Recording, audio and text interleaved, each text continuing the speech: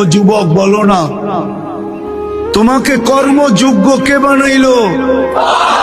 কর্মযোগ্য কে রাখলো? যদি অসুস্থতা দিয়ে বিছনায় ফালায় রাখতো কি করতে? কি করার ছিল? অভিযোগ, থানায় কেস, কোর্টে যায় আপিল, র্যাবের কাছে নালিশ, কি করার ক্ষমতা ছিল? অস্তিত্বটাকে দিল, কর্মযোগ্য কে বানাইলো? কর্মযোগ্য কে রাখতেছে? কতটুকু নুন খাই, গুণ কতটুকু গাই? গুণ তো গাই না আল্লাহ।